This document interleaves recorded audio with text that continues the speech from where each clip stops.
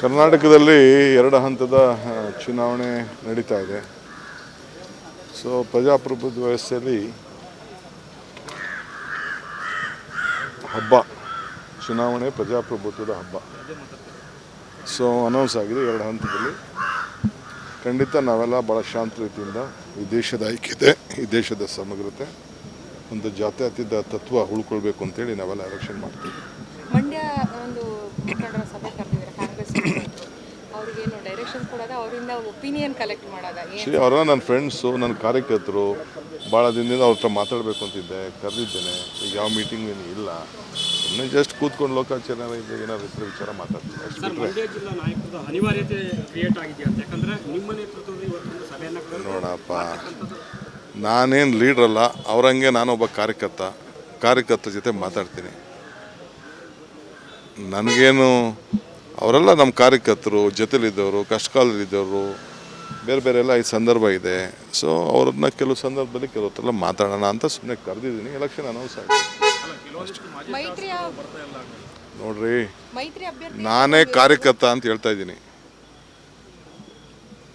ಕಾಂಗ್ರೆಸ್ ಪಾರ್ಟಿಲಿ ಎಲ್ಲರೂ ಕಾರ್ಯಕರ್ತರು, ಮಾಜಿನೋ, ಹಾಲಿನೋ, ಮಂತ್ರಿನೋ ಎಲ್ಲ ಅದೆಲ್ಲ ಕ್ಲೋಸ್ ಚಾಪ್ಟರ್. ನಾವೆಲ್ಲ ಕಾರ್ಯಕರ್ತರು. ಯಾರು ಬರಲಿ, ಯಾರು ಬಿಡದೆ ಹೋಗಲಿ, ನಾನಿರಲಿ, ನಾನು ಇಲ್ಲದೆ ಹೋಗಲಿ, ಇದೊಂದು ಪೊಲಿಟಿಕಲ್ ಸೀನ್ರಿ. ಮಳೆ ಬರೋದು ಬರ್ತಾ ಇರ್ತದೆ, ಚಳಿ ಬರೋದು ಬರ್ತಾ ಇರ್ತದೆ, ಬಿಸಿಲು ಬರೋದು ಬರ್ತಾ ಇರ್ತದೆ. ನೋ, ಕಾಂಗ್ರೆಸ್ ಪಾರ್ಟಿಗೆ ನೋನ್ ಇಸ್ ಇನ್ವಿಟಬಲ್. ಆಯಿತಾ? ಎಲ್ಲರೂ ಅವಶ್ಯಕತೆ ಇದೆ. ಯಾರು ನಾನಿಲ್ಲದೆ ಹೋದರೂ ಎಲೆಕ್ಷನ್ಗಳು ನಡೀತದೆ. ಎಲ್ಲರೂ ಕಾರ್ಯಕರ್ತರು ಬೇಕಾಗ್ತದೆ.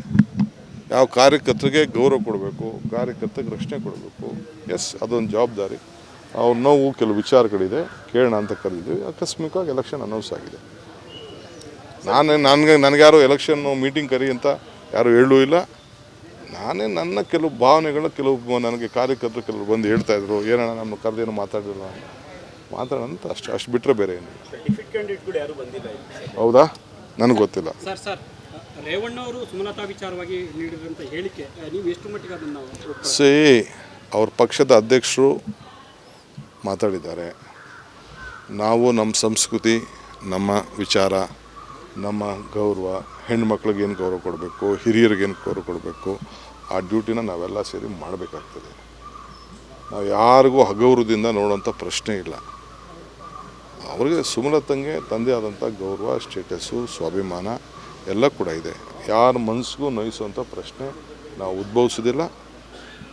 ಈಗಾಗಲೇ ಅವ್ರ ಪಕ್ಷದ ಅಧ್ಯಕ್ಷರು ಮಾತಾಡಿದ್ದಾರೆ. ಸೊ ಈ ಸತ್ಯ ಮಾತಾಡ್ತಲ್ಲ ಅರ್ಥ ಇಲ್ಲ.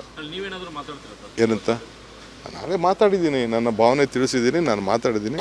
ಇನ್ನು ಪರ್ಸ್ನಲ್ ಕೆಪಾಸಿಟಿ ಅವ್ರು ನನ್ನ ಹತ್ರ ಬಂದಾಗ ನಂದು ಏನೋ ಒಂದು ಭಾವನೆ ಏನಿದೆ ನಾನು ಖಂಡಿತ ಎಕ್ಸ್ಪ್ರೆಸ್ ಮಾಡಿದ್ದೀನಿ. ಅವ್ರು ಮತ್ತೆ ನನ್ನ ಹತ್ರ ಬರ್ತೀನಿ ಅಂತ ಹೇಳಿದ್ದಾರೆ. ಮಾತಾಡಿ ಇಲ್ಲಿ ನಮ್ಮ ಮನೆ ಹೆಣ್ಮಗಳು ಏನು ಹೇಳಿ, ಅದೆಲ್ಲ ನಾನು ಏನು ಪ್ರೆಸ್ ಅವ್ರ ಹತ್ರ ಮಾತಾಡೋಕ್ಕಾಗ್ತದಾ? ಪ್ರೆಸ್ ಅವ್ರ ಹತ್ರ ಮಾತಾಡೋದು ಅಷ್ಟೇ. ಓಕೆ, ಥ್ಯಾಂಕ್ ಯು, ನಮಸ್ಕಾರ.